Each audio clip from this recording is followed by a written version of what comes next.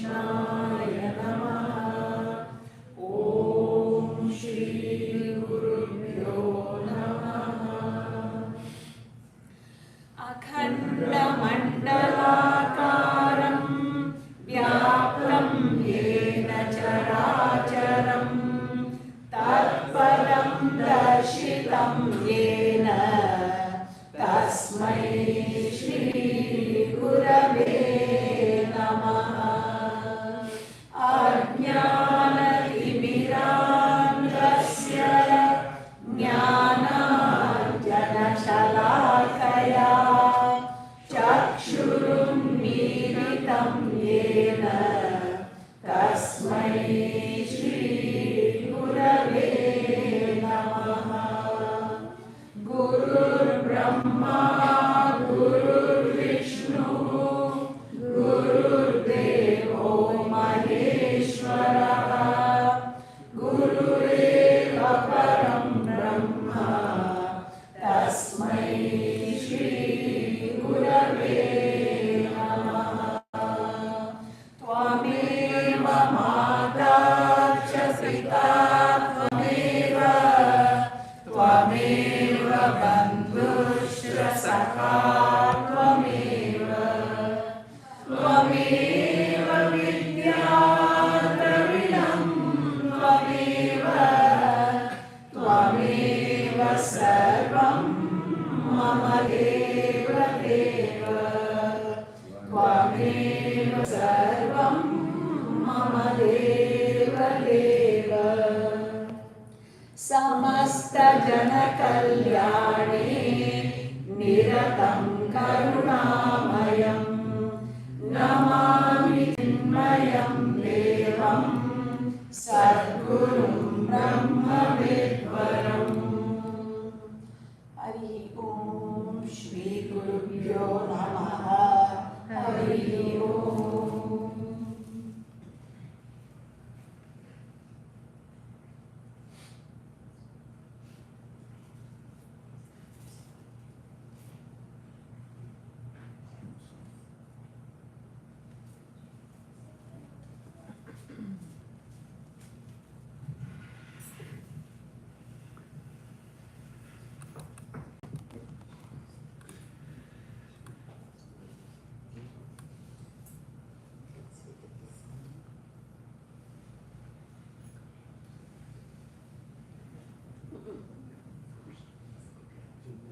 So, we go to the next slide.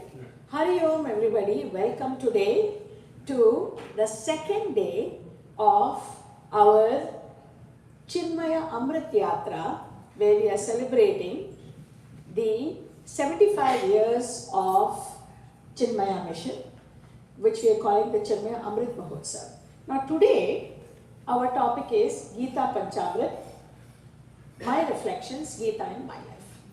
So at the start, let us all just say the last two verses of Gita Dhyanam, Mukam Karoti Vachalam, and then Yam Brahma. Okay, those two. Mukam Karoti Vachalam, Pangum Langhayate Girim, Yat Kripatamaham Vande Paramananda Madhavam. Yam Brahma Varunendra Rudra Marutaha Stunvanti Divyaistavai Vedai Sangapadakramopanisadai Gayantiyam Samaka Dhyanavastita Tadgatena Manasa Pashyanti Yam Yoginaha Yasyantam Navidussura Suraganaha Devaya Tasmai Namaha Devaya Tasmai Namaha. Now, this is our program. The Gita Panchamrit was put together by Pujya Swami Swarupananji and Pujya Guruji Swami Tejumandaji this year. as a special thing that we will all learn during the year of the Chinmaya Amrit Mahotsav. So it has 5 verses. We will chant the verses, and then you will see that each group has taken one verse to share their reflections with all of us. Closing reflections we will see after all these will be offered by our Venki Mama. Then we have the surprise Aarti and closing prayers. All right. Next. So let us now just chant the Gita Panchamrit that we have all been learning at different paces.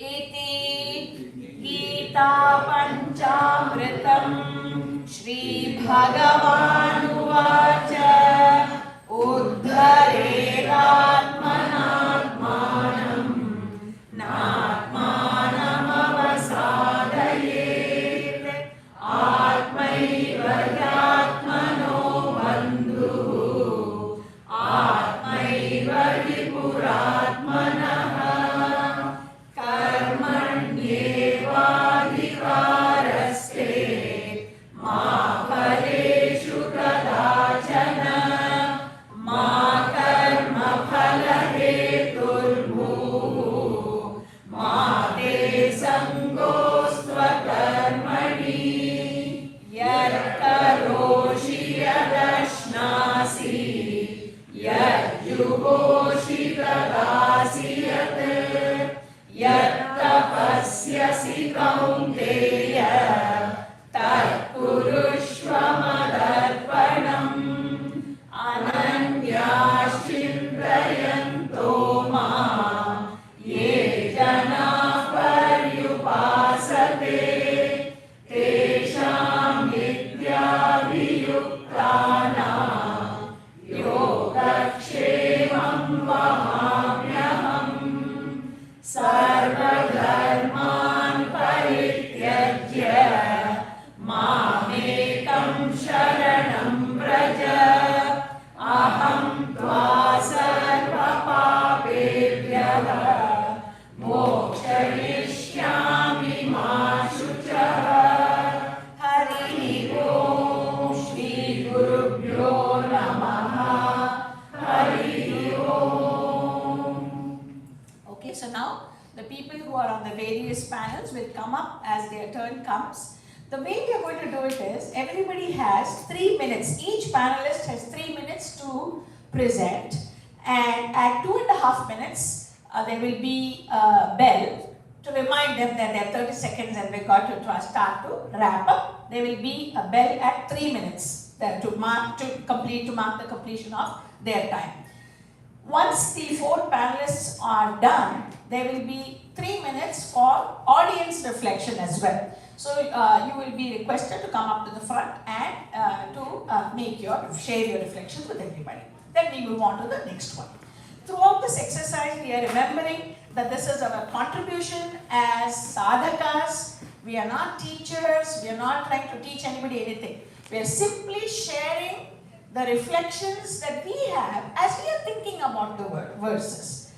Now, our timekeepers for today are Bharat Narayan and Shankar Natarajan, Ramji, and Ram Nagasuri is going to be the one who is going to be leading the audience members up to share their reflections. Thank you all. Looking forward to this. The panelists on the first group can just come on up.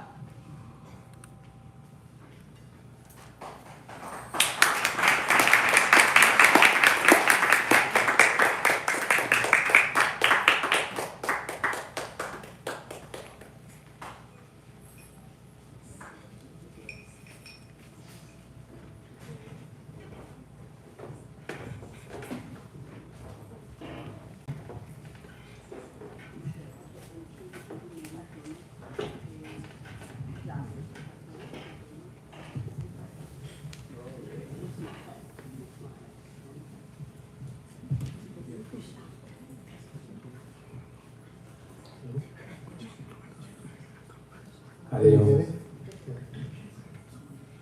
Hari Om. Hari Om. Oh, yeah, Hari Om. Yeah. Hari Om, good evening. We're from the Vishnu Sahasranam study group on Sunday. My name is Sridhar Rajarupa. I'll start by reciting the verse and reading the meaning. Shri Bhagavan Uvacha Uddharedatmanatmanam Natmanam Avasadayet Atmaiva Hyatmano Bandhu Atmaiva Rituratmanaha. Puja Gurudev's translation is, let a man lift himself by his own self alone and let him not lower himself, for this self alone is the friend of oneself and this self is the enemy of oneself.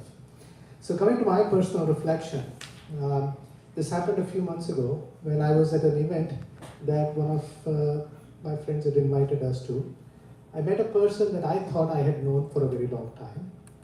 And this person, I went up to him, tried to shake his hand and say, hello, how are you doing? But I was encountered with a blank stare, and he looked me in the eye. Of course, he shook my hands, and he asked me what my name was. So I was a little taken aback, introduced myself again to him and walked away. That whole evening was lost because I was really angry, insulted, upset at the fact that a person that I thought I had known for a long time refused to even acknowledge me.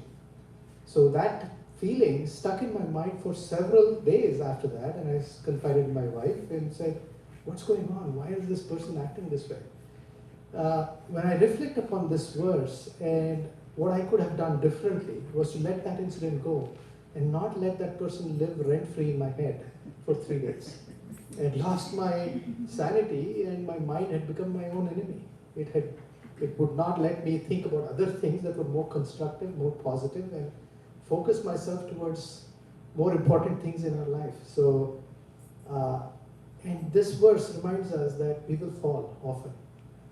Obviously, we're not perfect, and we've made ourselves quite imperfect. We have to lift ourselves up multiple times, keep focusing and training our minds to get back in harmony with our trained dharmic intellect so that we can pursue that path of self-realization. This verse, I wish I had known it before and I spent as much time as I did over this last week learning about it and introspecting as much. But obviously it's an inspiration for me to going forward. And it will remind me to keep my mind trained on what must be done rather than what it chooses to do at that point. Hari Om. Thank you.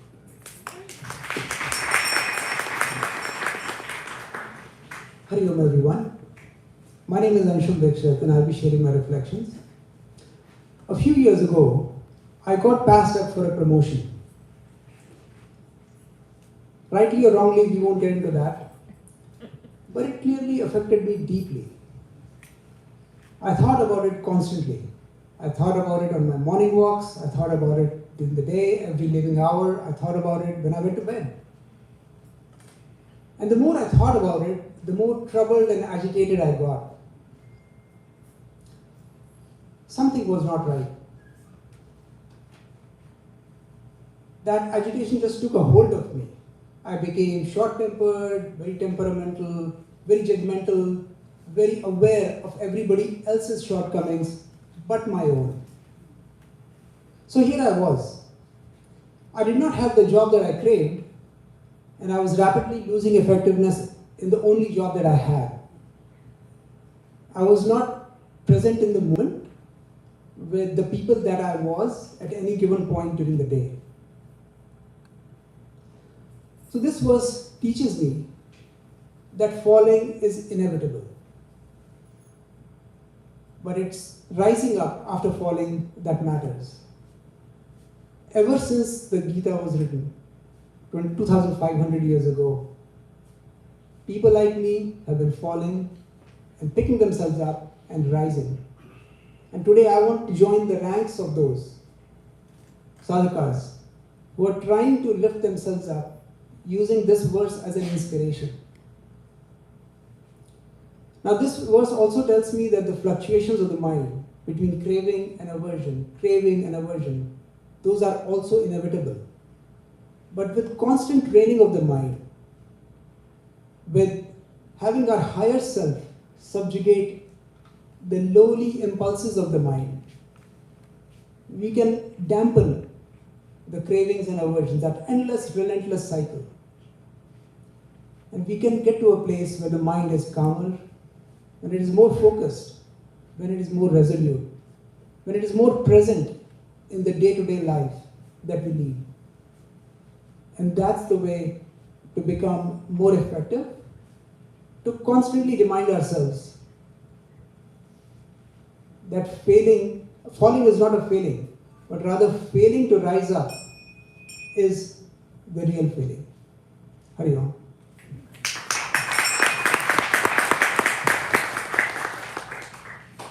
Hari Om everyone, my name is Srinivas Kunchara. So this verse is a bit paradoxical to me. So anytime I don't understand something, I tend to dig deeper because of I need to understand more deeply what it actually means. So lift himself by his own self clearly indicates that we're talking about two different levels of self. One is a lower self that is identified with the body, mind, and the ego, and the other, a higher self that is identified with discrimination and is aligned with the true nature. So the lifting part is essentially elevating ourselves from the lower self to the higher self. And the individual soul appears bound and the mind is creating the bondage because it is identifying with BMI, body, mind, intellect. And that identification is the problem, though the discrimination capacity is also there within the same mind, which is going to help us go to the next level. So in this context, I want to share the second verse from Amrit Bindu Upanishad, which is quite relevant. It goes this way: Manayeva Manushyanam Karanam Bandha Mokshayo Bandhaya Vishaya Sattam Muktam Nirvishayam Smutam. The meaning of it is, for a man, mind is the cause of bondage and mind is the cause of liberation. Mind absorbed in sense objects is the cause of bondage, and the mind detached from the sense objects is the cause of liberation. So I have few experiences that are directly related to this verse, but I want to share something, a very simple one. While my daughter is growing up, when she started writing zero, she moved her hand clockwise. And my immediate reaction is, that's wrong.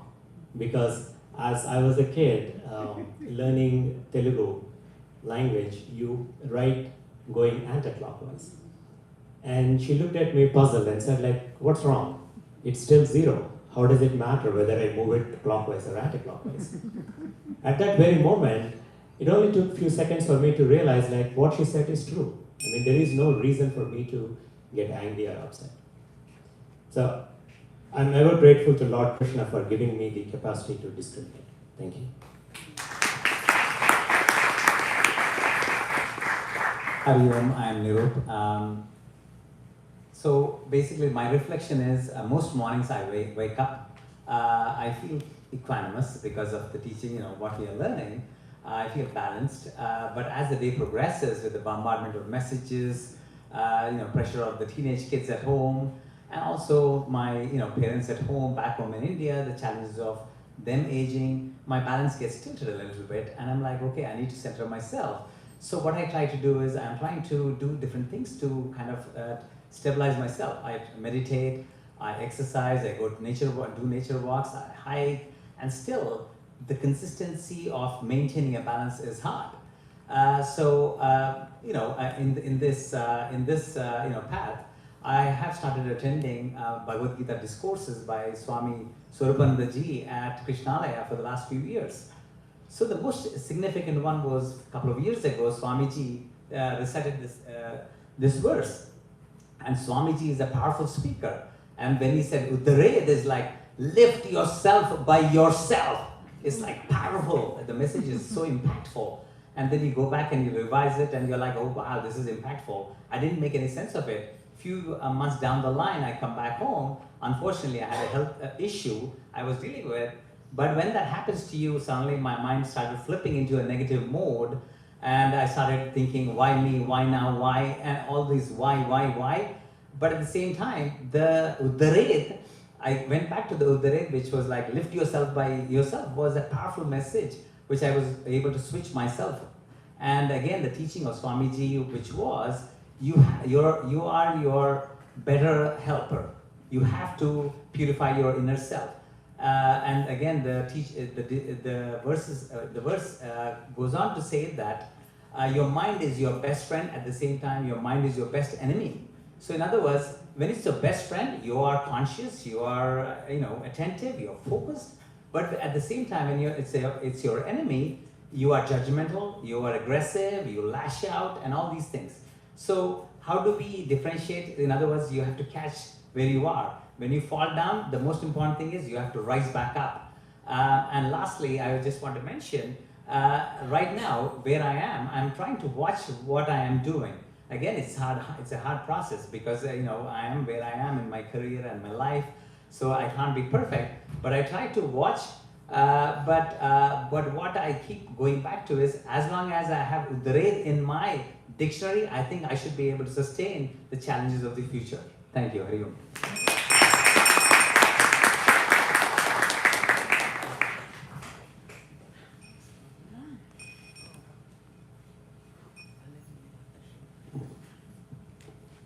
Is there anybody who would like to share the reflections?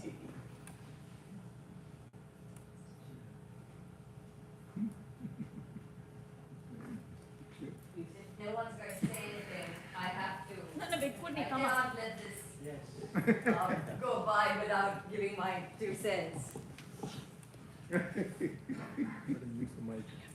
Please use I just wanted to say that this is like the most inspiring thought that we can gather with us, and I tend to write this down for all the Balavihar students when they graduate and you have to write something in their card. This is the one that comes to mind. And I've noticed that even if you write it when, for a friend whose daughter did their Arangetram, and I got a message back from the kids saying like, thank you so much, because every time I'm down, this is the one that's going to give me inspiration to get back up. So, it's useful for you at whatever stage in your life you are, and it's just one of those really remarkable verses that helps us all the time. So I just had to say that.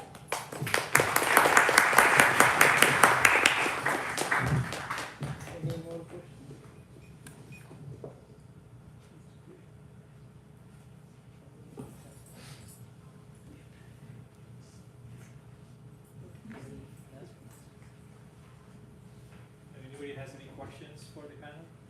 Okay. Please come up to the microphone if somebody is going to do it. You can come here, ask question. Come on. We are ready to answer. Uddare.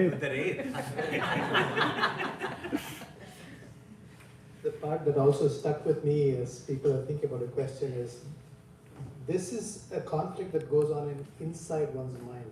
We can all go to satsangs, we can go to classes, we can read all the books that we need to, but it is one within that battle. It has to be fought within. You can have friends tell you, hey, you're going astray, but unless we choose to fix ourselves inside, it's not going to get fixed. So it's all completely up to us. Don't be afraid. Come on now, we prepared a lot.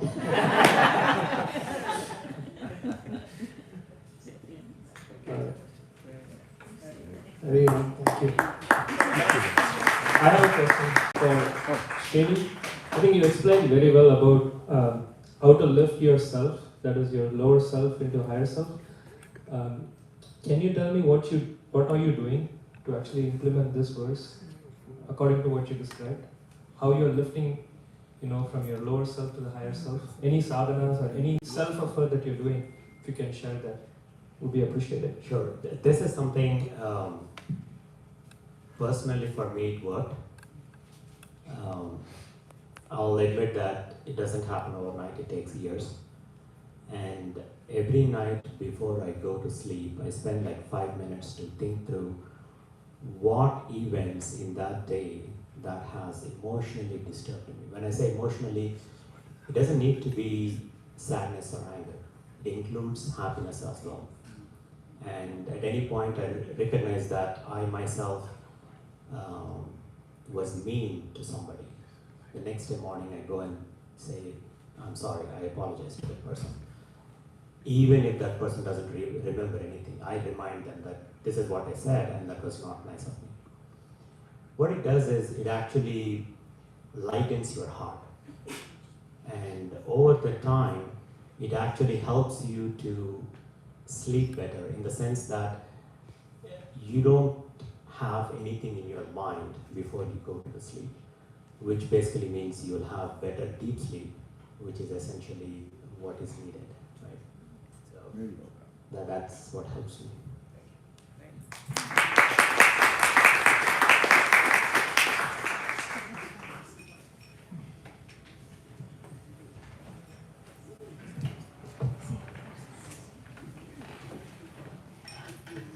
Let's have the second study group panel. Please come on up.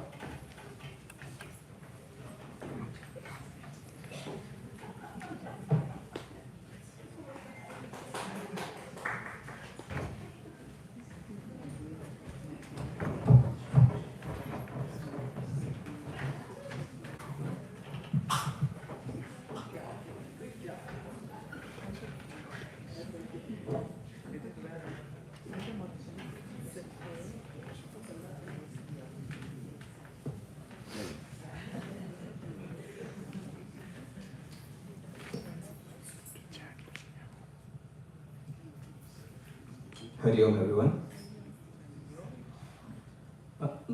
My name is Rakesh, and normally most of us are used to approaching actions based.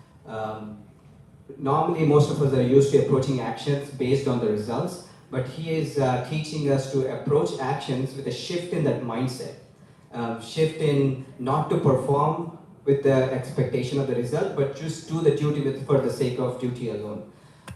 So 4 key things he's conveying in here is do the duty for the sake of duty, most sincerely with full responsibility, do not think of results, do not be attached to the doership of the action, meaning don't inflate or deflate your ego, and also do not become inactive either. So those are kind of 4 key takeaways.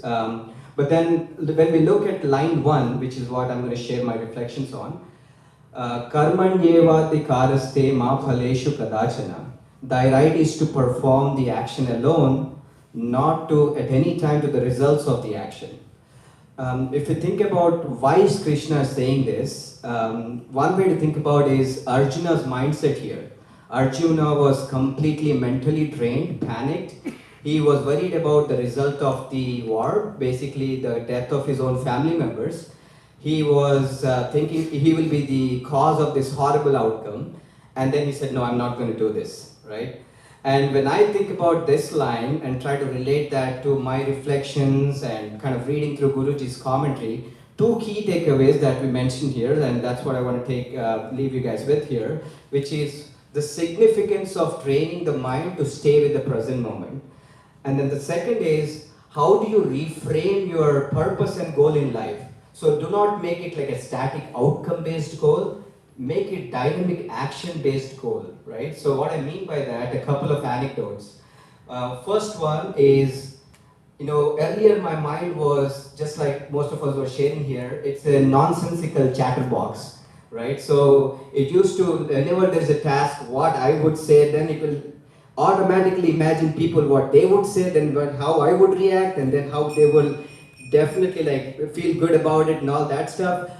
When I started thinking about this as a dysfunction, I had to be deliberate about dismissing this chatter. So one way I did that is, I literally used to say out things loud what I'm doing to go against the stream of the mental pattern, right? That was one key takeaway for me. And the second one was dynamic action. So growing up, for many like me, the success was defined as becoming like an executive or becoming like a director of a company. But the problem with that model was you're always trying to, you're not complete when you're doing action. You're always trying to go somewhere, so you're always incomplete in your actions. Instead, when I shifted that to a dynamic action, meaning my vasanas are problem solving, so I solve business problems and organizational problems with my technical skills, as an example.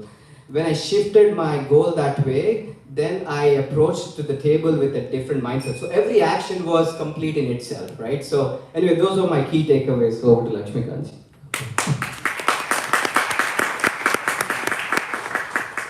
Thank you, Bhageshji. My name is Lakshmikant.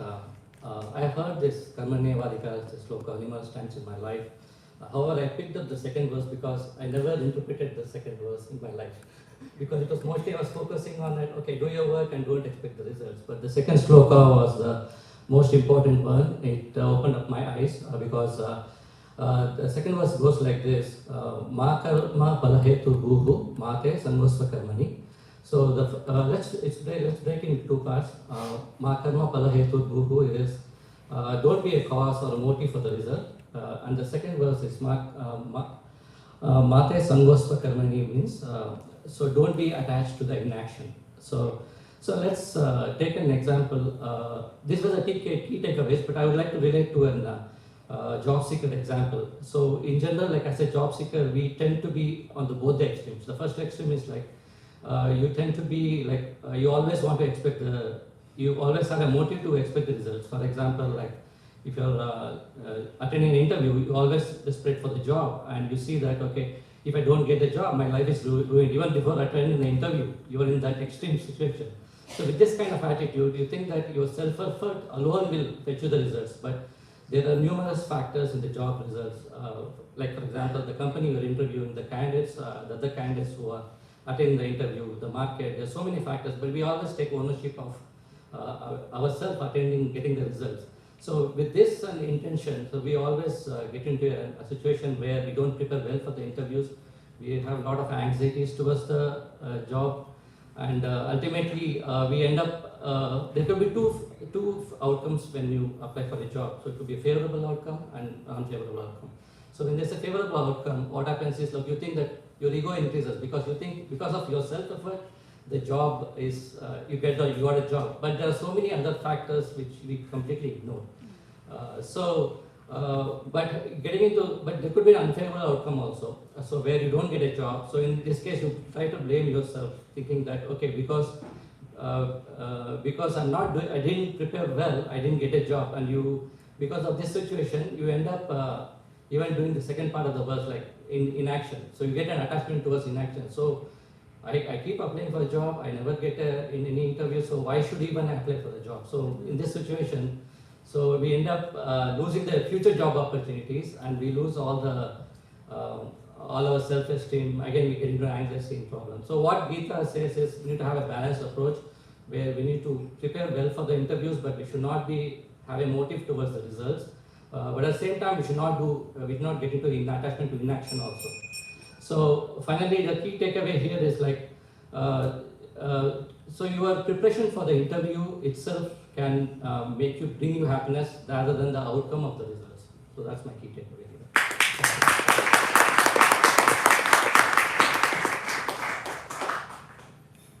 Hari Om everyone. My name is Sridhar Yanmandra. Thank you so much for this opportunity, both for giving me an opportunity to be a part of the self-fulfillment study group and also to speak here.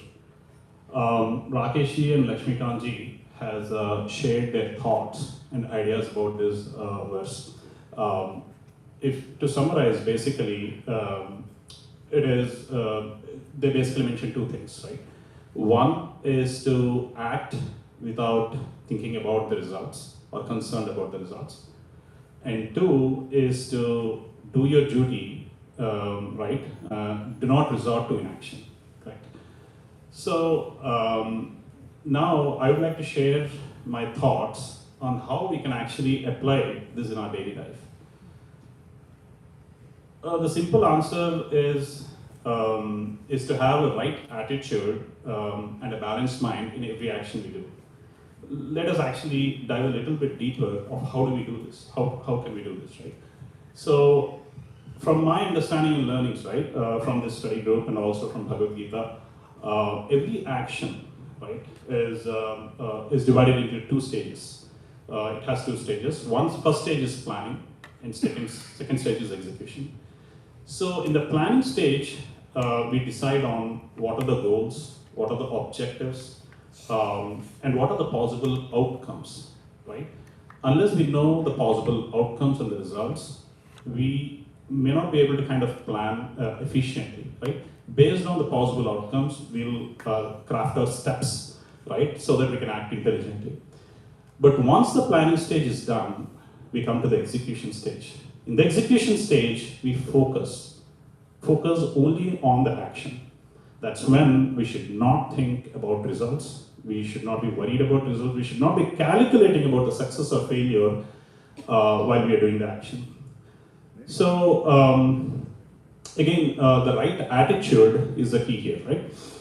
Let's actually try to understand this with another example. I keep, like, this is a kind of a reflection. I always get this example whenever I think of attachment versus detachment, and also having a right attitude towards action. We all know that a doctor, let's take a doctor who is very good in performing surgeries, complex surgeries, right? But when he actually tries to perform a surgery on his own child,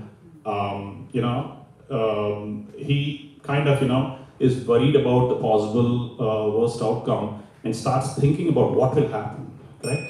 So there is an attachment over here. So basically, then the next question is, how do we kind of go out of this attachment and do the action? So Lord Krishna, through this verse, clearly said, right, every action, again, is, we generally act in extremes. One extreme is that I'm only doing this action, and every result is an outcome of my action and my doership. Well, the second extreme is basically that, anyway, the results are not in my hands. What's the point in acting so with all that energy, or probably, I don't want to do action. Through this verse, Krishna said exactly that you have to have a balanced mind and an approach while doing the action, which is basically my actions are only a part of many factors, and whatever is the result, I'll be able to accept. Thank you so much, and this is what I kind of reflected based on this. Hello, very happy to be here. Thanks to my peers who they beautifully shared and reflected upon chapter 2, verse 47. In a world, we consistently ask, what did you win? What did you gain? What did you achieve? This verse offers a radically different measure of success. As Puja Gurudev reminds us, it's not for hasty understanding. Actions without expecting results, it might seem impossible, but when truly understood and practiced, it will reveal itself as the secret of all everlasting achievements. When I reflect upon this verse, I'm reminded of the beautiful story of Devaki Amma. She belongs to the small village, my mom's village, and we have known her for years. Mm-hmm. Recently she received the Padma Shri Award from Government of India. She worked tirelessly for decades, transforming a barren land into a tapovan, a self-sustaining forest. She planted saplings after saplings without any guarantee of success. And she was not expecting rewards or recognition. She created a beautiful forest in 5 acres of land surrounding her house. Her story, so the motivation behind her work is not the forest. She didn't want to create a forest. It was the byproduct. So it clearly captures the essence of the verse, duty first, no attachment to the results. Results are rewarded as a blessing, not a demand. Work for work's sake. As Puja Gurudev beautifully explained, when you do the action without expectation or attachment to the results, your mind is calm, clear, and even an ordinary work would transform to an exemplary one. Hari Om, thank you for the opportunity.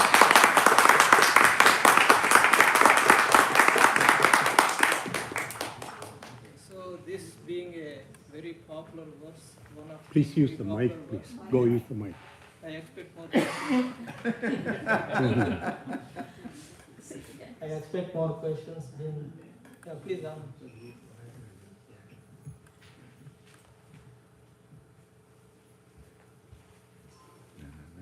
Panel is ready. Ask hard questions. Hari Om, I'm Anand. Go a little bit more. Okay. Look, Thank you for sharing all your reflections on this. This is wonderful. We talk about this in the study group.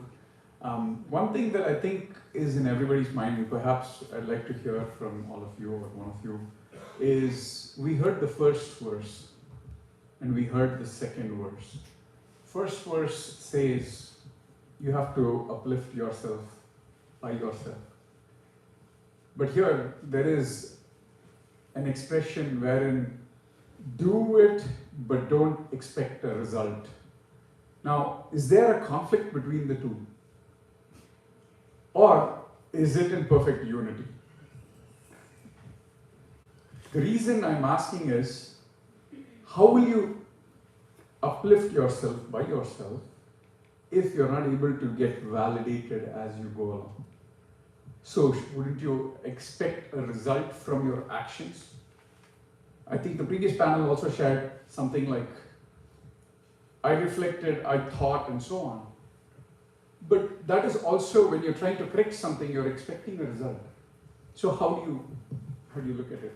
What are your thoughts on this? I can share what comes to my mind first. What's the first thing popping in my mind? I look at it two levels of mind as your mind is getting trained, right? The first one was focused more on dhyana yoga, which is basically more focused on understanding the faculties within the mind and trying to train the intellect, using the intellect to train the mind itself. But as I understood through my journey, like each of us have different levels of spiritual growth. So for example, each one of us is born with different vasanas. Some people are more focused on doing action itself, like they're inclined to just do things. They are more karma yoga dominated, if you will, right? Where some people, they are more contemplative in nature, more dhyana yoga dominated, right? So first thing that when you asked me was, they're all teaching us kind of same thing, except which faculties are you born with, and you could train yourself in either paths, right? But either way, it's about loosening up your vasanas that you have carried from lifetime to lifetime, whether you do it through the mind or through your karma. So that's my thought. Any other? Yeah, I have one thought. There is always a connectivity between the first verse and second verse. So how do you uplift yourself? I think by doing it good karma, by doing karma without expecting the results. So, and why we can't expect results? Because the result is not based on just your self-effort. It's based on So why we can't expect results? Because the result is not based on just your self-effort. It's based on so many other factors, which is the black holes. So those parameters we don't have any control. It's all born by the laws of nature. So that's why we can't expect the results. One small addition, if you don't mind, I would like to add is, you asked the question saying the first verse and the second verse, are they contradicting each other in any way, right? In fact, they are actually supplementing each other, right? If you look at the first verse, it says, uplift yourself from yourself. The second S I see as capital S, if you actually go back. which is so your lower self, which is what is in you, what you're born with, you uplift by kind of focusing on the higher self, which is Lord Sri Krishna. And the second verse also honestly says the same thing. Dedicate all your actions. Don't have that sense of doership. Dedicate all your actions. Don't think that you are doing, but think that you're doing for the God, and dedicate your actions to the God so that you don't have an attachment to the result. So both are saying the same thing, that you have to kind of think about the capitalist than the smallest while you're actually applying that self. Yeah.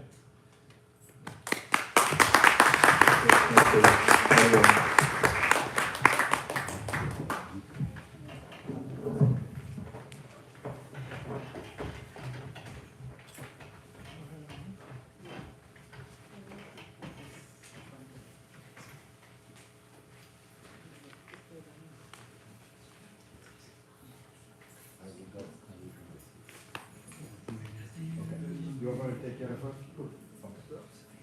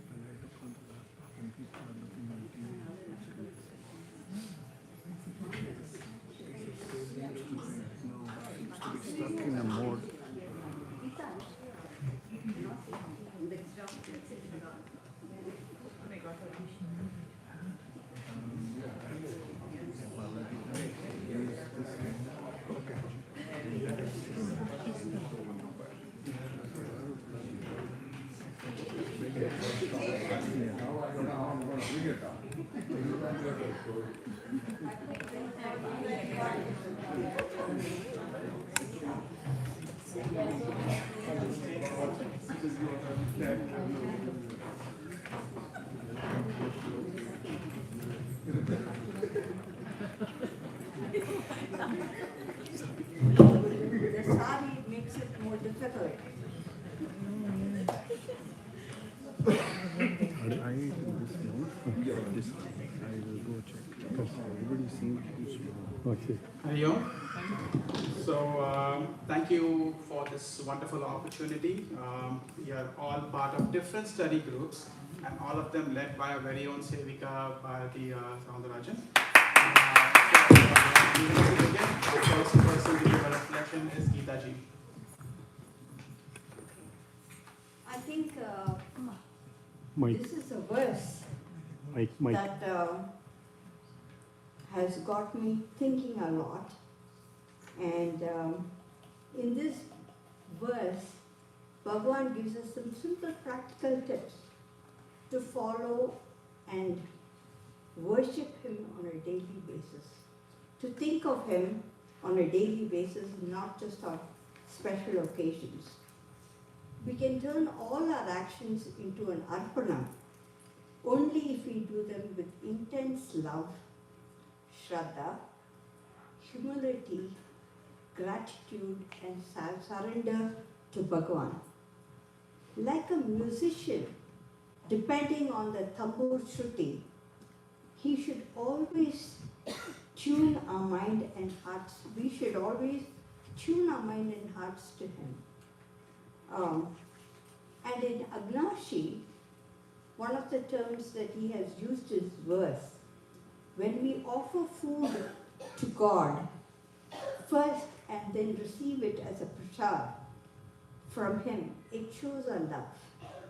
If you have noticed it, prasads always taste much better than we eat outside or do something without thinking about him.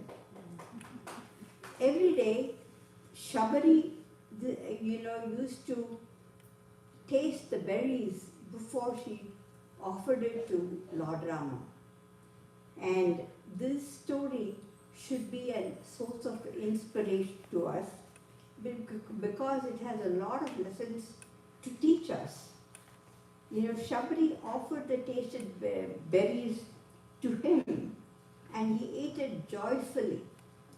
So what this shows us is that God does not reward anyone who is thinking only about social status, caste, or elaborate rituals.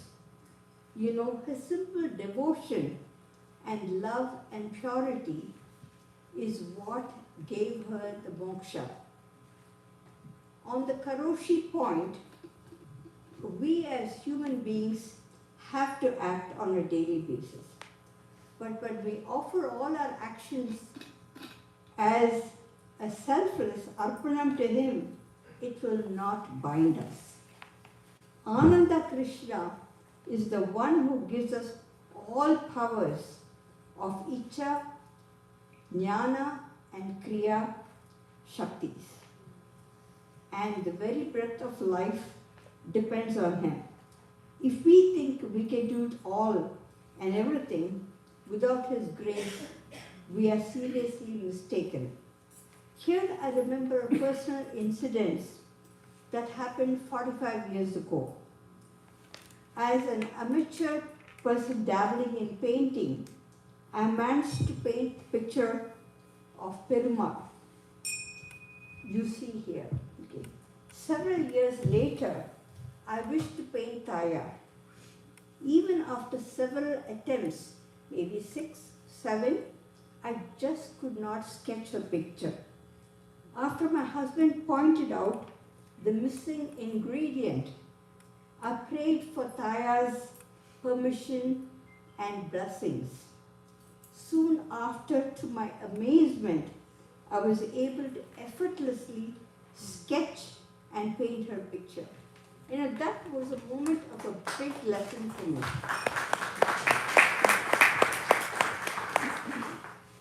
I realized that humility and surrender was what I was lacking. We can and must divinize our lives in many ways through Ishvara Arpanam and Prasada Buddhi, as was pointed out earlier by one of the speakers. This will give us Chitta Shuddhi, purity, clarity, and stillness of mind. Our negativities, our desires, selfishness, intolerance would get less day by day. We can be sure of that. That is the assurance that Bhagavan gives us. We will do our work for contribution and not just for a paycheck. We will do our duty cheerfully. We will do the right thing. And our vision will expand into Samatva. Who knows? We may get all the jnana and moksha too. I'm here reminded of the wonderful work of Sri Bhagavan Ramana Maharishi in his Upadeshachara. It goes something like that.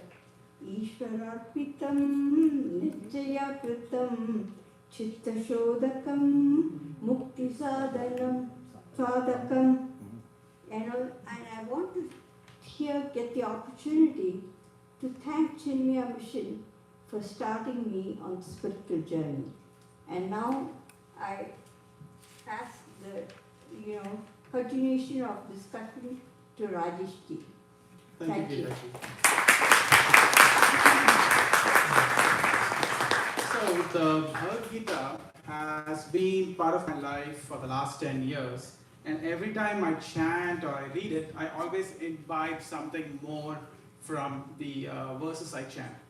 So this it led to a slow, gradual unfoldment for me and started to think about many things. In this verse, I'm going to focus on Juhoshi. So, and as we all know, with any Gita verse, right, there are many layers to the meaning. So, on the surface, what Krishna says is, Yet Juhoshi Tad Kurushva Madarpanam. That is, if you are doing a sacrifice, do it for me. So this raises a simple but a profound question. What is Juhoshi? Okay. So Juhoshi, the root word in Sanskrit is hu, which means worship or to offer in fire. Interestingly, the English word sacrifice is derived from the Latin word sacrificium, which is to make sacred. So over time, the meaning of sacrifice has changed to something that give up something for something that you think is more important. That's what has changed over the years. So how do we truly understand the word sacrifice? I mean, we get all these words, but the question is how do we understand them? And for me, Juhoshi is one of the words where you start understanding it only when you experience it. So this happens when I have a kid. So when my kid was born, we sacrifice everything. Like what not do we do, right? We sacrifice sleep, we sacrifice food, comfort, everything, right? And we don't expect anything in return when they are young. They basically just say, oh wow, so nice, like growing up so well and everything. But then when they start growing up, the weakness in us, right? We start bringing that out. Hey, because I did this, when you were young, I did all the sacrifices for you. What have you done for me? Right? So those kind of things come. And that leads to the question, is that what Krishna is talking about? Is that what Juhoshi is? So, through satsang and the study group that I've been attending, I came to understand that that is not the true meaning of what Juhoshi is. It means releasing the ownership of the action, okay, at the level of the mind. Okay, this verse reveals a very subtle truth. Let go of the ahankar, the ego that claims ownership. It has taken me years to see that clearly, and through sadhana and contemplation, we can cultivate chitta buddhi and the clarity to say inward, I did this as you guided me, and in return, I don't seek anything. This is Ishvara Arpana, as described by Ramana Maharishi. So about 2 years ago, I became the scoutmaster for my troop, and I started giving a lot of time and effort towards it, and I can say with 100% clarity that I do not consider it a sacrifice. I just do the task, I sacrifice, I give my time, I do everything for the troop, and I don't expect anything in return in terms of what do I have, how should the troop be, how should everything be. I just let it go. I mean, I do the best I can, and I don't worry about the sacrifices I have made for the troop. So this is what we need to do for Juhoshi. Through it, we continue Manas Shodhanam by way of Ishvara Arpanam. So when we release ownership, life itself becomes the offering. Thank you. And with that, Thank you. I want to reflect on a small but powerful phrase, Dadasiya. Whatever you give, offer in sacrifice. Dadasiya reminds me that every moment is an opportunity to give. So you don't have to wait for others to tell, okay, this is a time for donation. No. You wake up, stand up, and you make your baby step. You don't have to compare with others, but at least learn to give with an open heart. Krishna measures giving by power, the inner feelings, and not by objects. Let every gift, food, time, sacrifice, be an offering to the Lord's feet. So once you have that idea, there is no animosity among others. You don't compare with others. It's a free choice, free will. It will go very far and further away. A small gesture of offering, like lighting a diya here, is a way to show the Lord the love and the kindness that He has given you, and now you're presenting to Him. Remember, when you give, you don't expect anything in return. Now, when I was a teenager, teacher, we were expected the other way. Whenever we gave something in the school system, we expected at least the principal will say, yeah, this is Mr. Nair giving you this many dollars or this many books to the students, and they will announce. And in some of the cases, in fundraising, there will be a lot of competition.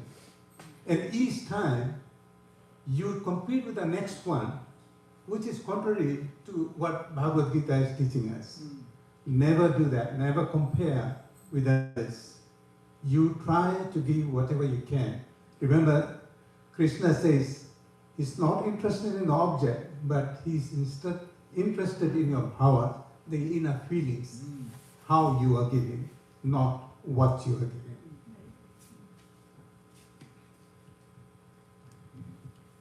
When we give with the intention of offering to the Lord, the divine, the heart becomes lighter, as the previous speaker has said.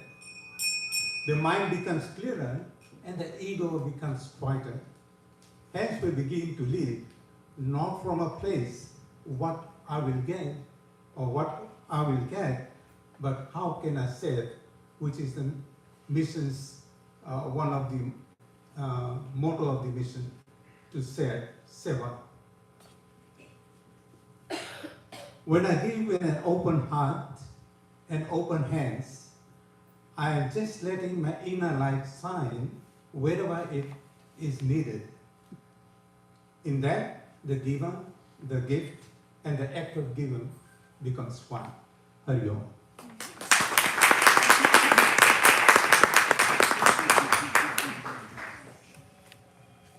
Yeah. I'm sorry, the next speaker is from. I'm covering this topic. Whatever we practice as austerity, do it as an offering to me. Austerity can be explained in different ways, but I'm only talking from the body level, what we can practice in our lives. That's what is the most important part. So austerity can be also called as tapas, and the purpose of tapas is to control your mind, body, and senses, and conserve the energies by preventing them leaking through your body, mind, and senses. There's 5 constituents of austerity. Worship of Narayana. So, you know, when we worship Narayana, it requires some physical strain. You have to make an effort to lit up a diya in the morning or to do prayers. It's also a tapas from your own body, because you make an effort to do that puja. You may decide not to do it. Nobody's stopping you. So that is what is called tapas. And then cleanliness. We keep our body, our surroundings clean. So it flourishes our mind to look for, feel better to ourselves. Goes to verse number 1 if you want to think about it. And straightforwardness, we need to keep our mind and senses, whatever we speak, that's how we act. But there is another version which calls mindfulness, and makes it very difficult sometimes, because we're always thinking how the other person is going to react. Am I hurting the feeling of the other person? That's, you know, and I'm sure all of us have experienced that time to time. And it's one of the difficult ones to practice, straightforwardness, although it says pretty simple. And then brahmacharya is basically doing something excessive. That's really what the brahmacharya is. There's a different meanings of brahmacharya, but I'm going to focus on not too much eating, not too much sleeping, not too much watching TV or watching internet or watching cell phone. Nowadays there are games on cell phone. And so you can save your energy to focus on Lord. That's really what it is, you know. That's brahmacharya. And non-violence is you conserve your energy by not indulging in, you know, killing, you know, it's not only killing. I also call it senses, non-violence of senses. For example, when we हमें जब क्रोध आता है, तो what are we doing actually? We're actually affecting our own senses. So we're not practicing non-violence at that time. So that's something we need to control. That's where the austerity comes in. And we all practice this. in our lives almost on a daily basis, but do we see it from that angle? That's where the change is when I read this verse. And I think I'm going to let Rajesh do the conclusion for our group. Thank you. So, in conclusion, right, the essence of this verse is that we want to practice Chitta Shuddhi through Ishvara Arpanam.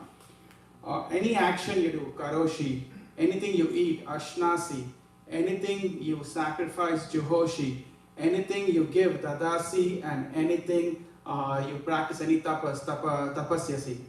Any of these actions, Krishna says, offer it to me. The important thing of this verse is you're not asking to renounce the action, but to renounce the ownership of the action. Because what happens when you do this sadhana is that you reduce the vasanas, which then becomes easier for do a dhyanam or a jnanam. And then by practicing that further and further, you try to reach samatva. How does this affect our daily lives? Is that it reduces anxiety, stress, and depression, increases peace, contentment, and positivity, and makes life happier and healthier. Thank you. Hari Om.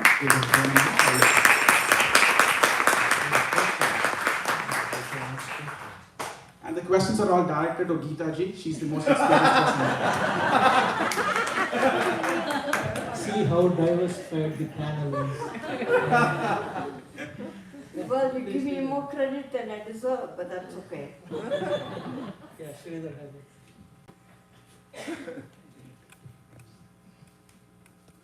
Hari Om. Thank you so much for describing us about this verse. In the context of this sloka, I have a question. Is the inner bhavana of sacrifice and offering more important than the physical act itself? And just to explain it, sometimes we see people, including ourselves, do sacrifices or donations or whatever we think. Sometimes we do the physical act without having a strong sense of actually doing it, or without bhava. And the vice versa is also true. We also see people who has a strong bhavana of, oh, I want to really do this, but they do not have ability to do that. Now, again, putting the question back, is the inner bhavana of sacrifice and offering more important than the physical act, or the vice versa? I think both are important. We cannot say, because just having the bhavana and not doing the action just not produce the effect that you're looking for. And then we have to remember constantly that all powers are given because of Ishvara grace. Without that, nothing can happen. So just having ichha, when we recite the Lalita Sahasranamam, I'm reminded of the three powers that God can give.